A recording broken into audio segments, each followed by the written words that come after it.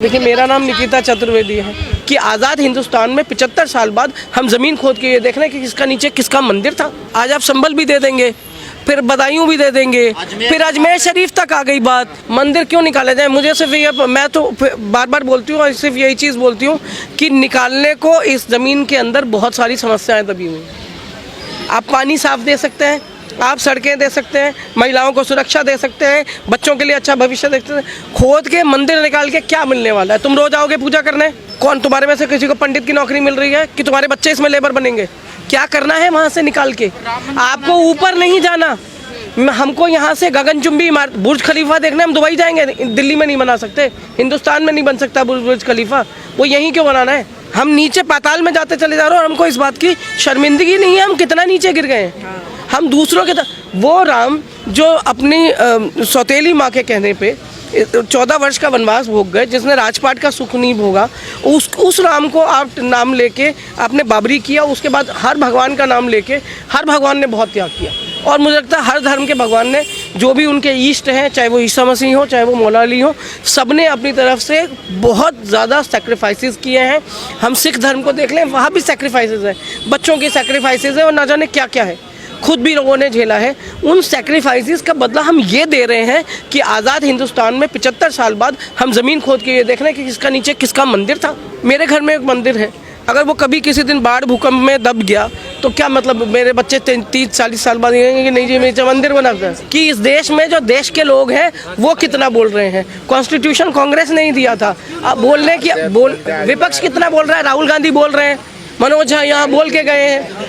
कौन सा नेता नहीं, कौन सी पार्टी का नहीं बोल रहा? क्या तेजस्वी यादव नहीं बोल रहे हैं? क्या अखिलेश यादव नहीं बोल रहे हैं? कौन नहीं बोल रहा है? बोलने को सब बोल रहे हैं, लेकिन मीडिया जो है वो खुदाई में लगा हुआ है। और सारे कैमरे, जो कहना चाहिए कि जो मेन स्ट्रीम मीडिया है वो खुदे हुए को देखने के लिए इतना ज़्यादा नीचे गिर चुका है कि मुझे नहीं लगता कि कभी उस पाताल से जो हमारा मेन स्ट्रीम मीडिया है वो बाहर आएगा। सुदर्शन चक्र मिला है, विष्णु जी की मूर्ति है, तो माना तो जाएगा कि फिर नीचे मंदिर को ही छुपाएंगे। जब भगवान जाते हैं, कौन सा अवशेष छोड़ के जाते हैं भगवान? जब आत्मा अजर अमर है तो उसमें सुदर्शन चक्र क्या कर रहे हैं? जिसकी आत्मा गई वो तो ऊपर चली गई, या तो यहीं घूम रही है। तो इसका मतलब हम ये कहना चाहते हैं कि जो भी ईष्ट हमारे हैं उनकी आत्मा जो है वो भटक रही है, हमारे भगवान ऊपर तक पहुँचे ही नहीं, ये कहना चाहते हैं। तो जो ज़मीन के अंदर है उसको निकालने की कवायद में जो नीचे जो बीच में रह गया ना, वो अपना स्टैंडर्ड इतना गिरा चुका है, अपनी कह सकते हैं सोच को भी इतना गिरा चुका है कि उसको इस बात से कोई मतलब नहीं पड़ता किसी का खून बह रहा है, कोई बेकसूर जेल के अंदर है। आज उमर खालिद को कितने दिन हो गए, आज खालिद सैफी को कितने दिन हो गए, शर्जील इमाम, उसकी बहन, मैं बहुत बहुत बधाई देती हूँ उन पेरेंट्स को जिन्होंने शर्जील इमाम के जेल में होने के बावजूद अपनी बेटी को इनकरेज किया।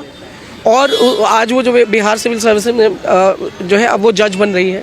तो बच्ची ने भी मेहनत की और मुझे लगता है कि न्यायपालिका तक वो इसलिए पहुंची है कि शायद वो भी उन लोगों को जस्टिस दिलाने में इंटरेस्टेड है जो आज की डेट में सत्ता में सरकार के साथ आमने सामने की दुश्मनी चल रही है। तो आपको लग रहा है कि सरकार ये सब कुछ करे तो उसके खिलाफ कौन खड़ा होगा, कौन इन सारी चीज़ों को ठीक करेगा? देखिए, मेरा नाम निकिता चतुर्वेदी है, ये देवलीना कोहली है, ठीक है। यहाँ पे और बहुत लोग हैं, अलग अलग कम्युनिटीज़ के लोग हैं। तो कम्युनिटीज़ के जो लोग हैं ना यही निकलेंगे, ठीक है। यही लोग कहेंगे कि नहीं अब बस बहुत हुआ, निकलना ज़रूरी है, बताना ज़रूरी है, बाहर आइए और इस बारे में बात। कहा जा रहा है 38,000 मस्जिदों की लिस्ट बनी हुई है जहाँ मंदिर है जिनके नीचे। तो मतलब हमारे यहाँ ज़मीन ही नहीं थी, हिंदुस्तान में ज़मीन ही नहीं थी, सिर्फ मंदिर ही मंदिर थे। हम एक मंदिर से टाप के दूसरे मंदिर में जाते थे, हम रहते नहीं थे, हमारे पास घर नहीं थे। मतलब ये जितने किले जो बने हुए हैं इन सबको भी खोद के नीचे देख लेना चाहिए। मैं अगर ये कह दूं कि इस प्रेस क्लब ऑफ इंडिया के नीचे हरम है तो वो इसको भी खोद लेंगे, उन्हें मंदिर से मतलब नहीं है। हरम था जब बहुत सारी रानियाँ रहती थी तो वो था, तो वो इसको भी खोद देंगे। वो मस्जिदों के नीचे नहीं, वो मस्जिदों के नीचे, उन्हें सिर्फ खुदाई से मतलब है। जहाँ JCB की खुदाई देखने के लिए 1000 आदमी मोबाइल लेके खड़ा है, आप सोचो उसको ये खुदाई देखने में भी बहुत मजा आएगा। मौलाना कह रहे हैं अक्षरधाम मंदिर के नीचे मस्जिद है हमारी, सभी खुदवाओ। तो खुदवा ले, वो भी खुदवा ले। मैं तो कह रही हूँ जिसको खुदाई करवानी है वो खुदवा ले। लेकिन जब इतने पेड़, आप आज ग्लोबल वार्मिंग झेल रहे हैं, जहाँ जहाँ खुदाई करवाते जाएं वहाँ पेड़ लगाते जाएं। जितना आप खोद रहे हैं वहाँ पे नीचे तक जाइए, बीज बोइए और हरी भरी। मुझे नहीं लगता कि ये इतनी खुदाई की जरूरत है। मुझे लगता है कि कोर्ट को भी अब आगे आके संज्ञान ले लेना चाहिए कि बहुत हो गई खुदाई, अब इसके आगे जो है कुछ बनेगा तभी यहाँ पे आप नींव डालेंगे, तभी खोदेंगे। आप नीचे से जो है ना भूत और वर्तमान को निकालने के लिए नहीं खोदा जाएगा। देखिए अब बाबरी दे दी थी तो आपने जब बाबरी दे दी तो आप उनको लगा कि शायद ये मान ही गए हैं, ठीक है बाबरी, जबकि हम मुझे लगता है कि इस देश का हर मुसलमान नहीं और हर देशवासी ये चाह रहा था कि इस मुद्दे का जो हल है वो बड़ी आसानी से निकल आए और न लड़ाई झगड़ा हो ना खून खराबा हो। पर जो जिस मौन के साथ सभी समाज ने इसको स्वीकार लिया वो जो है वो शायद उनसे गलती हो गई। उन्हें ये कहना चाहिए था कि बाबरी तो क्योंकि नेशनल इशू ऑलरेडी था, इसके बाद बाकी चीज़ों को नेशनल इशू नहीं बनने दिया जाएगा। संभल कितने लोग जाते हैं, कितने लोग संभल को जानते हैं, कितने लोग बदायूं को जानते थे, ठीक है। तो आप खोद के वहाँ से मुद्दे निकाल के ला रहे हैं जहाँ पे जिनके बारे में कभी चर्चा नहीं हुई, जिनके बारे में कभी बात नहीं हुई। देखिए देश इतना बड़ा है और हर जगह, और अच्छा सबसे बड़ी बात क्या है कि जब आप लोगों को वहाँ से निकाल रहे हैं और आप ये कह रहे हैं कि मस्जिद के नीचे मंदिर मिल रहा है, इसका मतलब है कि जहाँ मस्जिद है वहाँ मुसलमान भी रहे होंगे ना। 400 साल पुरानी मंदिर है, 500 साल पुराना मस्जिद है, उनके नीचे से अगर आपको अपने भगवान के अवशेष मिल रहे हैं उनके होने के, तो इसका मतलब ये है कि वहाँ भी मुसलमान था। जब आप उनको शिमला से निकालते हैं, जब आप उत्तराखंड से निकालते हैं, जब उन्हें आप दूसरी जगहों से निकालने की बात करते हैं कि उत्तर प्रदेश में नहीं रहने दिया जाएगा, तो जब आप ऐसी जगहों से उन्हें निकाल रहे होते हैं तब आपको इस बात का वो भी रखना चाहिए कि जब वो नीचे दबे हुए अवशेषों में जब उनको ढूंढा जा रहा है तो ऊपर जो इमारत खड़ी है ये उन्हीं की बनाई हुई है ना। तो यानी 500 साल पहले भी वो आए थे, इसका मतलब वो भारतवासी हैं। मैं कहीं किसी दूसरे के गांव जाके अपनी इमारत तो नहीं बना के आऊँगा ना, मैं यहीं बनाऊंगा ना जो कुछ मुझे बनाना है। और अगर मैं अपनी ही जगह पे कुछ बना रहा हूँ, और सबसे बड़ी बात यह है कि वहाँ का जो दूसरा समाज है, चाहे वो हिंदू हो चाहे वो जैन हो, वो दूसरे कम्युनिटीज़ के लोग रहे होंगे और उन्होंने अगर उस टाइम पे उसके बारे में कोई विरोध नहीं किया, तो आज जो स्थिति बना रही है सरकार बना रही है। उत्तर प्रदेश का चुनाव सर के ऊपर है, उसे जीतने के लिए बुलडोज़र बाबा काम नहीं आ रहे। लोकसभा में सीटें कम हो चुकी हैं और उत्तर प्रदेश का भी प्रदर्शन बहुत खराब रहा है। तो सीधी बात है कि राजनीति को चमकाए रखने के लिए ये ऐसे मुद्दे बहुत ज़रूरी हैं कि उत्तर प्रदेश में धर्म बुरी तरह चलता है। संभल का जब मामला शुरू हुआ तब तो चुनाव नहीं था, मतलब नहीं, अरे संभल में जो मुद्दे निकाले गए अब ये लंबे चलेंगे ना। आप अडानी वाला मैटर जो है वो इतना स्ट्रॉन्ग मैटर है और इतनी उसको दबाने के लिए किसी के यहाँ मतलब आपको हज़ारों हज़ार जो है गांजा है, हशीश है, आपको हेरोइन मिल रही है वहाँ पे, और किसी के पास इतना 20 रुपए का पैकेट निकल आता है तब तो नमक का आप उसको उठा के ले जाते हैं। इतना बड़ा वो है और आप कोई एक्शन नहीं ले रहे हैं।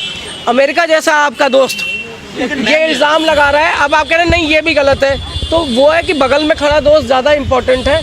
आज उसको धारा भी दी है, कल उसे देश देना है। लेकिन मैम मुसलमान क्या करे, उसको क्या मुसलमान को सिर्फ ये करना चाहिए कि जहां अपने अधिकार के लिए लड़ना है लड़ता रहे, कोर्ट में खड़ा रहे, सरकार के सामने भी सीना तान के खड़ा रहे और अपने बच्चों को एजुकेट करते रहें। जब तक आप एजुकेटेड रहेंगे, आप एजुकेशन आपकी रहेगी, तब मैं ये नहीं कह रही हूँ, आप मेरी बात को इधर उधर मत ले जाए, पहले बात का मतलब समझे। बात का मतलब ये है कि एजुकेट करने का खुद को ये मतलब है कि जब आप हक की लड़ाई के लड़े, आपको पता है मुझे कहाँ तक लड़ना है।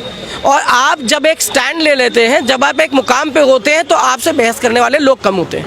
तो वो मुकाम अगर मुसलमान आज हासिल कर लेता है तो सामने से दोयम दर्जे की लड़ाई नहीं लड़ेगा। वो दूसरे स्टेटस का नागरिक नहीं है इस देश का। वो जिस स्टेटस पे मैं खड़ी हूँ उसी स्टेटस में वो मुसलमान भी खड़ा है। ये बात तभी उसको वो हक से कह पाएगा। आज आप दबा के इसलिए जाते हैं क्योंकि आप जो है लड़ने से इस टाइम घबरा रहे हैं कि दबा दिए जाएंगे। मैं वही तो कह रही हूँ, वो आपको डराया इसलिए जा रहा है क्योंकि आप डर के आप एक स्टेप और छोड़ रहे हैं ना। आज आप संभल भी दे देंगे, फिर बदायूं भी दे देंगे, फिर अजमेर शरीफ तक आ गई बात। तो मेरे पिताजी का घर है, मेरे 2 मकान तोड़ दो, पर मेरे बाप का घर नहीं तोड़ सकता ना कोई। अजमेर शरीफ जो है क्या है उस दरगाह? क्या वो सारी कम्युनिटीज़ की दरगाह नहीं है? क्या सब लोग जाके मत्था नहीं टेकते? तो अगर सभी लोग जा रहे हैं तो ये वो लोग जिनकी आस्था उससे जुड़ी है, चाहे वो हिंदू हो, मुसलमान हो, जैन हो, सिख हो, पारसी हो, कोई भी हो, लेकिन वो वहाँ एक बार अगर दर्शन करने गया है और उसने वहाँ पे चाहे चादर चढ़ाई है, चाहे हाथ जोड़ के भगवान से कुछ मांगा है, तो ये उसका भी राइट है कि इस टाइम खड़ा हो। वादी कह रहे हैं थोड़ा लागू खोदो इनको, लागू इसमें बुद्ध निकलेंगे नीचे। मैं कह रही हूँ आप कितना भी खोद दीजिए, कोई ना कोई तो निकलेगा, पर हम ऊपर कितना जाएंगे ये कौन तय करेगा? हमारी 40 माले की बिल्डिंग, मैं वही तो कह रही हूँ। आगे जाएगा। आपको दुबई जाना है, वो मुसलमानों का देश है, आप वहाँ तक जाके शॉपिंग कराते हैं, गोल्ड खरीद आते हैं, वहाँ जाके बुर्ज खलीफा देख के आप ये सोचते हैं कि ये जो है ये सक्सेस स्टोरी होती है एक देश की। लेकिन दिल्ली आके आपको ये नहीं करना है, आपको संभल में ये नहीं करना है, आपको अजमेर में ये नहीं करना है, बुर्ज कह रहे हैं कि वहाँ पे भी ऐसे ही, वहाँ जाके निकाल के देख लें, एक बार कर दें, फिर वो जितना तेल आता है ना, यहीं तेल निकलेंगे सब। रिश्तेदार भी तो हैं इनके मुसलमान कुछ।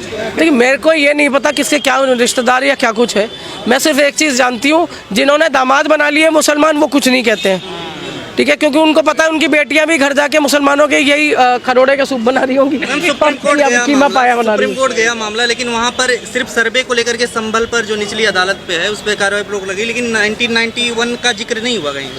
अभी एक भाई ने मुझसे पूछा कि न्याय की देवी के आंखों से पट्टी हट गई है। पहले न्याय की देवी के आंखों पे पट्टी थी तो उसको ये नहीं पता था मेरे सामने वादी कौन है, प्रतिवादी कौन है। अब वो कपड़े से पहचान रही हैं, अब वो प्रेजेंस से पहचान रही हैं, अब वो ये देख रही हैं कि कौन हिंदू है कौन मुसलमान है, कौन है जो दब जाएगा। आपको दबे हुए और जो आपसे न्याय मांग रहा है, एक दबा हुआ व्यक्ति जब आपसे न्याय मांगता है और जब सरकार आपके सामने खड़े होकर कहती है नहीं ये करना है, तो अब वो देख पा रही हैं। इसीलिए ये पट्टी हटाई गई है कि अब वो देख के फैसला करेंगी कि मुझे न्याय जो है सच की तरफ देना है या पावर की तरफ। तो उम्मीद नहीं है सुप्रीम कोर्ट से भी? मुझे उम्मीद, देखिए अगर चंद्रचूड़ गोगोई जैसे लोग जो हैं वो कुछ अच्छा कर जाते, तरह की बात वो लोग करके गए हैं, उसने नाउम्मीद किया है, लेकिन नाउम्मीदी इस देश की जनता जो है, जो जनता है वही इसको तय कर सकती है। जब आपका वोट का टाइम आए आप वोट कीजिए, जब आपकी सरकारें जो है, जिस तरह से लोग वहाँ पे, अभी मैंने देखा महाराष्ट्र में भी कई जगह लोग प्रदर्शन कर रहे हैं कि हमने वोट जो है इस प्रत्याशी के लिए किया, ये नहीं हुआ। अब वहाँ पे बैलेट पेपर से लोग अपने आप जो है वो इलेक्शन करा रहे हैं, ठीक है। तो जनता जब तक खुद सर्वा बन के आगे नहीं आएगी तो हमें भी इंतजार करना होगा कि टीवी पे एक फैसला आएगा, हम उसे मानेंगे। आज यही मुद्दा है, मंदिर मस्जिद, क्या और कोई मुद्दा अब लग रहा है देश में बचा है या फिर यही अब रह गया है? नहीं, क्यों नहीं, हिस्ट्री खंगाले, पर हिस्ट्री उससे पूछे ना जिसने हिस्ट्री पढ़ी हो, जिसने हिस्ट्री पढ़ी हो। अब किसान को हिस्ट्री पढ़ाएंगे, वो अगर वो सब कुछ छोड़ के, खेत छोड़ के हिस्ट्री पढ़ने लग जाएगा, आप खोद दीजिए उसकी ज़मीन, आप उसके ज़मीन खोद के अनाज हटा के नीचे मस्जिद मंदिर निकाल लीजिए, रोटी कहाँ से खाएंगे? लेकिन वकील कह रहे हैं सर्वे में दिक्कत क्या है, सर्वे करा के कम से कम, अगर उनको लगता क्यों कराना है सर्वे? मुझे क्यों कराना है सर्वे? क्यों कराना है जब आपका संविधान आपको एक बार ये देखिए, पूजा का अधिकार सबका अपना था, और जो हमारे धर्म के स्ट्रक्चर्स थे वो जहाँ थे उनको वैसे ही रहना था। बार बार खोद के, बार बार हिस्ट्री की क्लासेस लगाइए, लोगों को इतिहास पढ़ाइए, लोगों को ये बताइए कि औरंगजेब जो है था वो सिर्फ लोगों का जो दमन नहीं करता था, उसने लोगों के लिए अच्छे काम भी किए। आपको ये भी कहना है कि आज़ादी की लड़ाई में जब जो लड़ रहा था उसमें 800 साल जब मुग़ल शासन में, मुसलमानों के राज में जो कुछ हिंदुस्तान ने बनाया था वो उसे 200 साल में अंग्रेज़ लूट के गए।